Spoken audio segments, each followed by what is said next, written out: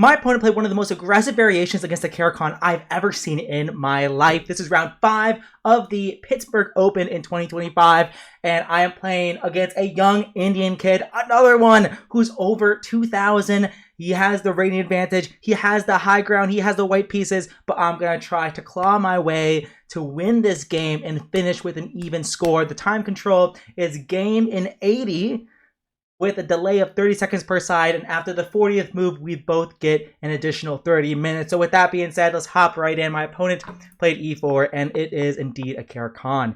He played the advanced variation, and I like to play c5. I've honestly seen this variation more now than I have 3 years ago. I used to play bishop f5, but now I play c5 now. But in this case, it kind of transposes.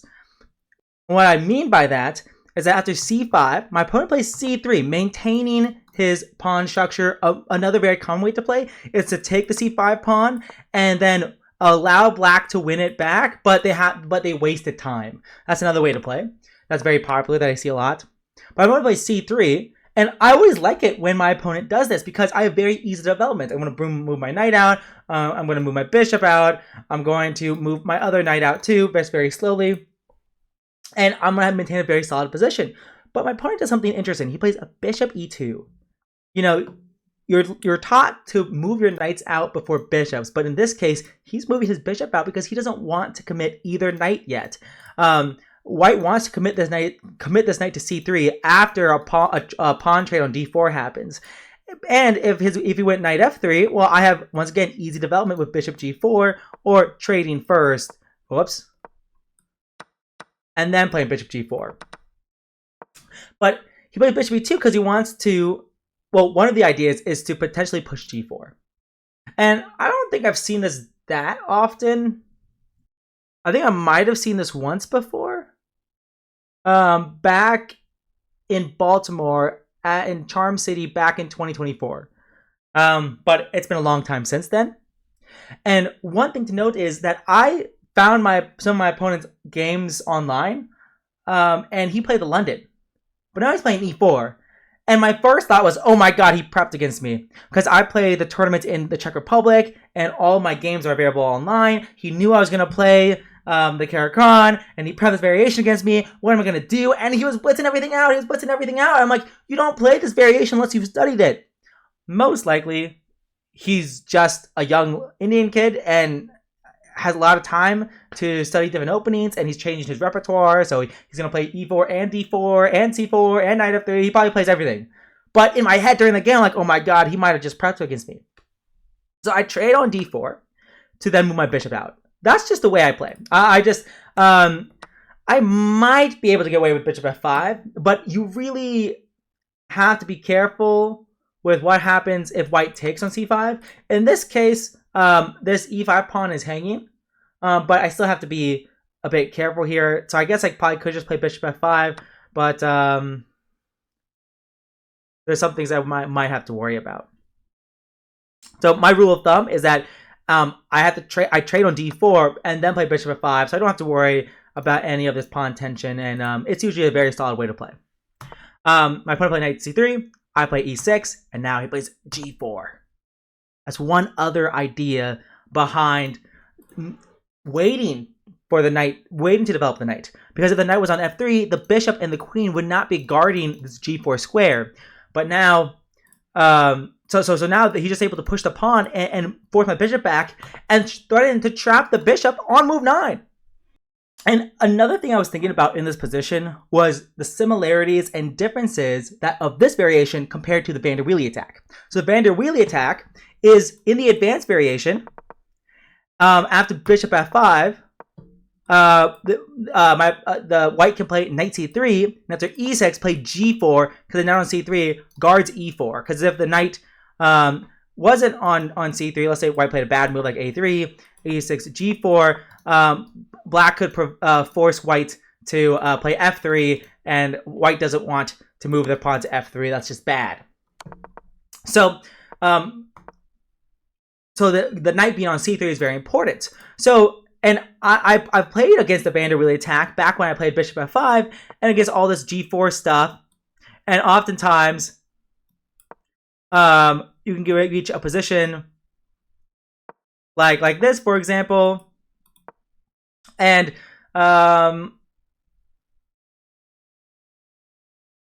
it's just a very dynamic and aggressive opening. I don't think I got the move orders right. I don't think I did, but yeah, like point is, I was like, it's sort of similar, except the c file's open.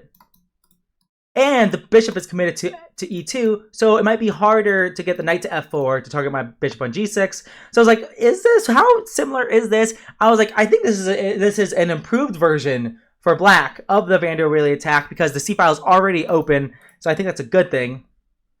But when your opponent's blitzing out every move, it's not super clear and it's a bit scary.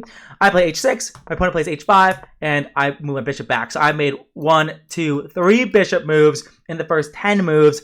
And my opponent, like, he's not ahead in development. He only has 2 pieces out, but he has a lot more space. He's clamping down on my position, and I have very solid structure, so he's not better, probably. It's just an equal position. It is... But it might be hard for black to play if white plays accurately. He plays bishop e3, developing, maybe potentially going queen d2 and castling queenside. Like, I don't know. I've never faced this before. I sort of have sometimes, but not really. I don't know. Like, they all these variations, aggressive variations against the Caro, they all look the same, but they're not. I don't know. I play knight g e7. And I actually thought for over 20 minutes on this move.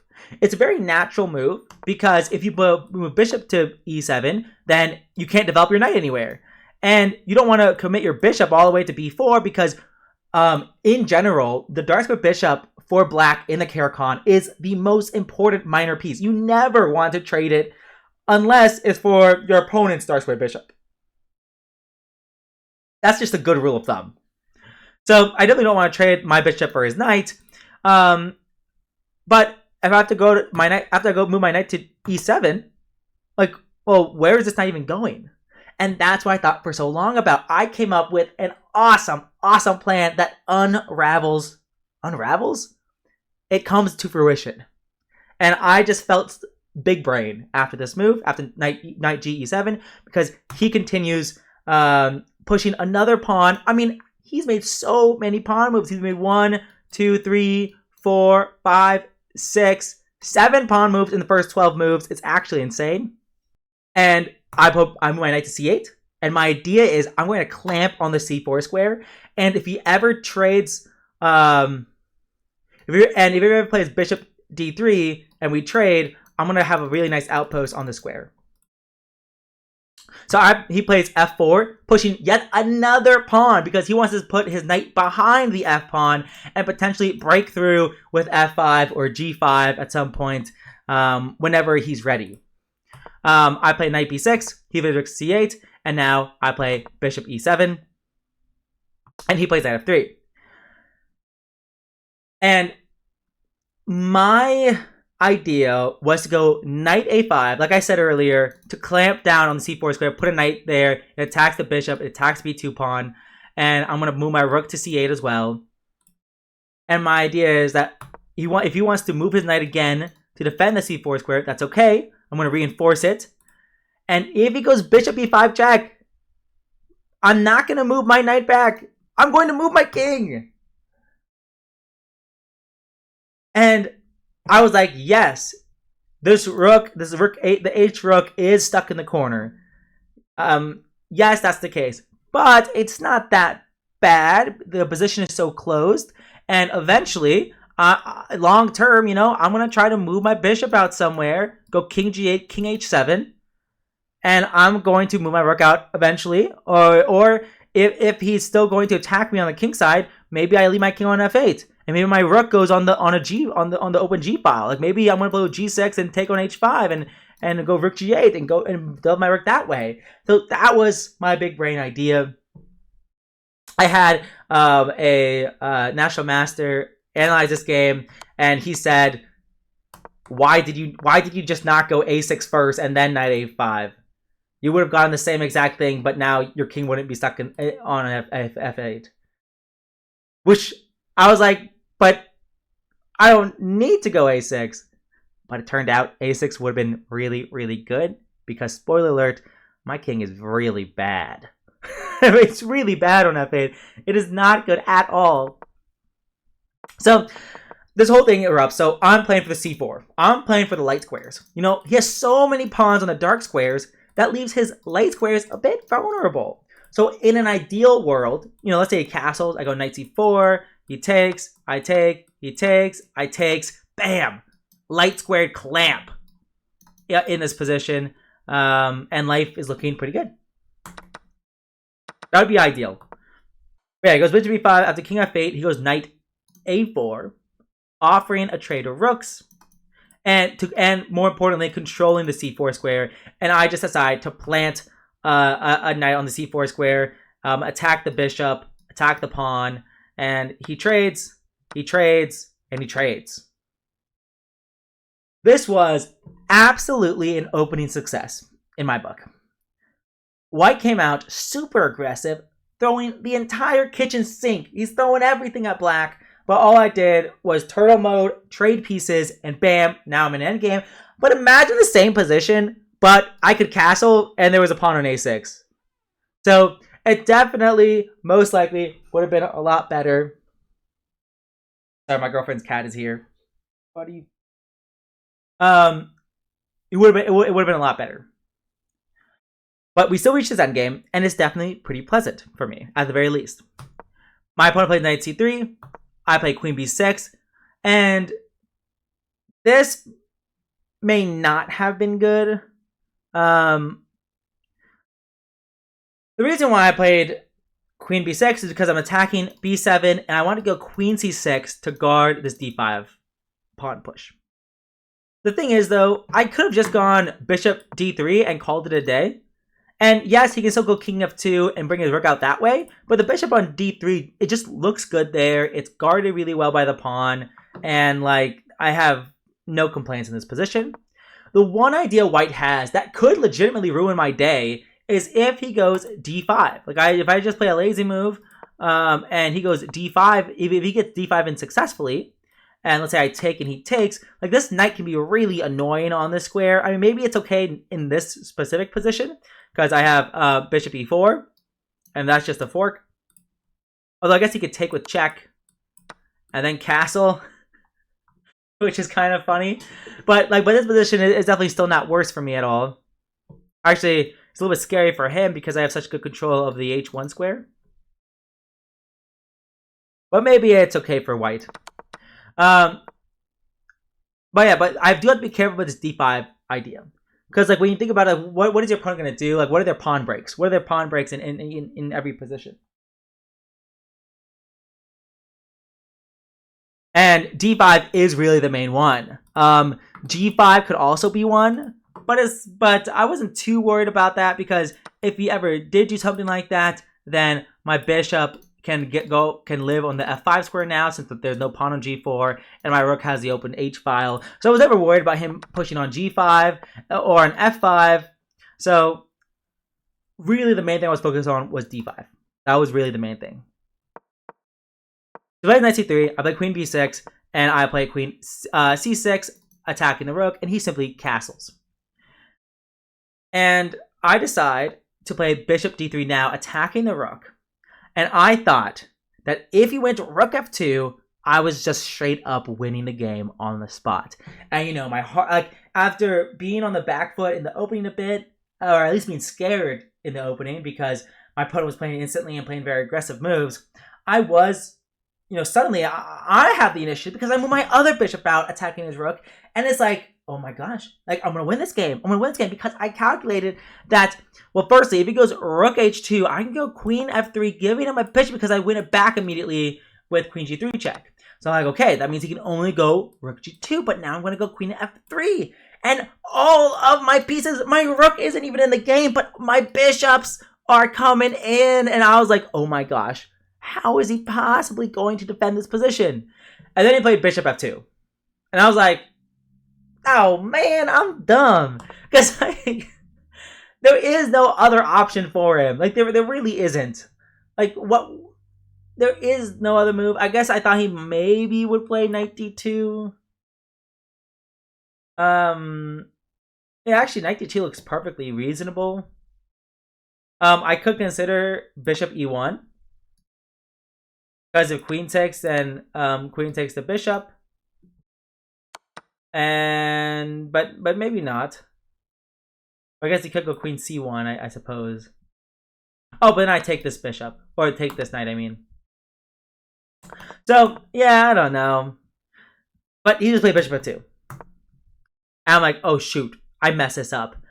And I was trying to decide, like, okay, well, what if I trade everything off? You know, I take, he takes, I takes, he takes. And I was like, okay, this might be okay for me. But I was like, I'll king e7 and bring my rook out. But I didn't go d5. And I was like, this does not look pleasant. It might be okay for me. Like, this endgame might be okay. But if I allow him to get d6 and get this really strong passed pawn, that looks a little bit dangerous. And if I take, you know, he comes in with check, and maybe he can play knight b4, or he can play knight c7 check. And if I go back to king d7, he can go knight b5 and go knight d6, and my bishop can never touch the knight on d6, and the knight attacks my 2 pawns, and I have no open file for my rook. Like, this is a nightmare scenario. Like, literally, it's awful. So I was really scared to go in the endgame. So after bishop 2, I'm like, uh-oh, back. Bishop e7. He offers a queen trade? No, back. Queen c6. Because once again, if I do take the queen trade, I was like, oh my god, my king is stupid. If I could castle right now, or if my king was on e7 or c7 or something like that, this position would be fine. But the fact that my king's on f8 and it's stupid there is horrible. What am I going to do? King g8? d5. If I take, my bishop's hanging. This pawn on a7 is hanging. If I go bishop d8, I mean, this is just sad. I mean, I get my rook out after like 30 moves, and like, I might live 2 more moves. I don't know. So that's why I didn't trade queens, and he played d5. I was like, oh shoot. But I was like, wait a second, it's not that bad. Because yes, you know, he gets his scope open, he wins this a7 pawn. I'm like, I don't care, I'm gonna go king g8. I won time here. And then he goes queen d4 again. I'm like, okay. You know, he has this new square for his king, or for his queen. And then I realized, you know, after like more than 5 minutes of thought, like, oh shoot, my d5 pawn is hanging. This is not good. There is absolutely nothing I can do. Like, if I go king a7, he's just gonna take. And if I go rook d8 to pin the knight to the queen, he's gonna take and take. I'm like, uh-oh. Rook hanging. Knight hanging. This is bad news bears. And if he takes with the knight, like, where do I put my bishop? My bishop has no good squares. I have to go back to d8 again. You know, his light squares are pretty weak. But he has really good control of these dark squares, and my dark square bishop actually isn't very good. I got the bishop pair, but the bishop pair sucks, man. Knights are always better than bishops. Until your opponent has them. Then suddenly bishops are way better. So I went bishop e4, but that allows him to trade, and now I have this isolated e4 pawn, and there's really not much I can do. I cannot defend that guy. It's so hard to defend. The only pieces that can defend it, other than the queen, are this pawn, which I've got en passanted, or just taken normally, and then and this and my king, but I can't even get close to it. So only this queen can defend it. And he plays bishop e3.